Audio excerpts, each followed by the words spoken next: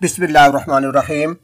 मेरे मोहतरम सामीन करام, हमारी शरीयत इस्लाम ने हमें दुनिया के अंदर ज़िंदगी गुजारने के लिए मिलजुल कर रहने का हुक्म दिया है और हमें ऐसा माशरा अता फरमाया है कि जिसमें हर इंसान दूसरे इंसान के साथ मिलकर रहता है और मिलकर रहना ज़रूरी भी है।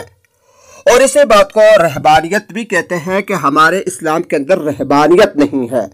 रहबानियत का मतलब ये होता है कि बिल्कुल अकेले रहना, किसी दूसरे इंसान से कोई ताल्लुक वास्ता ना रखना। लेकिन हमारी शरीयत में ऐसा नहीं है। हमारी शरीयत के अंदर माँ बाप के साथ, बहन भाइयों के साथ, बीवी बच्चों के साथ, खावंद बीवी को एक दूसरे के साथ मिलजुल कर रहने की तलकीन फरमाई गई है।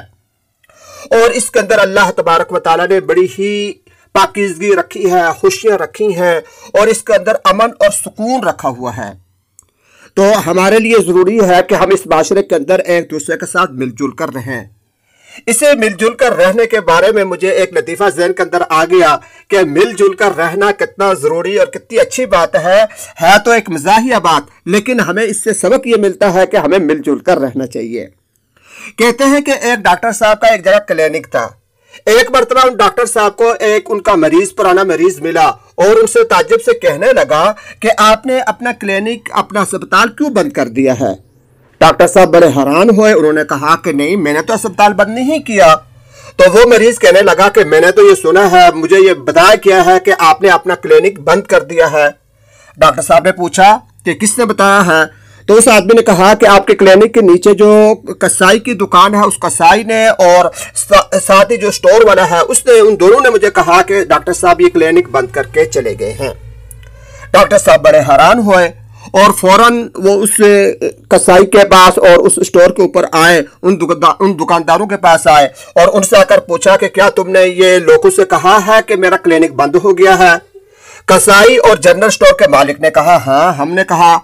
डॉक्टर मजीद हैरान हुआ और हैरान होकर कहने लगा, पूछने लगा कि तुमने ये क्यों कह रहे हो लोगों से, ये बात क्यों कही है कि मैंने क्लिनिक बंद कर दिया है। तो इस पर वो स्टोर का मालिक कहने लगा, देखें डॉक्टर साहब, बात ऐसी है कि जो मरीज भी आपके पास आता है आप उससे कहते हैं कि आप चावल मत खाएं, बड़ा गोश्त मत खाएं, इससे आपको एलर्जी हो जाएगी, ये हो जाएगा। तो इससे हमारे काम पर असर पड़ रहा है, यानी हमारे गाहक भाग रहे हैं। लिहाजा आपने अगर यहाँ पर अपना काम करना है तो मिलजुल कर काम करना होगा, यानी एक दूसरे के साथ इस तरीके से मिलजुल कर रहना होगा कि एक की वजह से दूसरे को कोई नुकसान ना पहुंचे। तो मेरे भाइयों दोस्तों, है तो ये एक लतीफ़ा, लेकिन इससे हमें सबक मिलता है कि मिलजुल कर रहने में कितनी बरकतें हैं। अल्लाह तबारक व तआला ने इसके अंदर क्या क्या चीज़ें रखी हैं और इसके अंदर कितने फ़वाइद हैं। और बिला शक व शुबा आज से 1400 बरस पहले हमें हमारे नबी पाक सल्लल्लाहु अलैहि वसल्लम ने जो इस्लामी तालीमात दी हैं मिलजुल कर रहने में, ख़ानदानी निज़ाम के अंदर, इसके अंदर ये सारी की सारी बरकतें और ये सारी की सारे अमन, सुकून और पाकीज़गी, ये सारी चीज़ें मौजूद हैं। अल्लाह तबारक व तआला हम सबको एक दूसरे के साथ खुशियों के साथ खुशी से मिलजुल कर रहने की तौफीक अता फरमाए।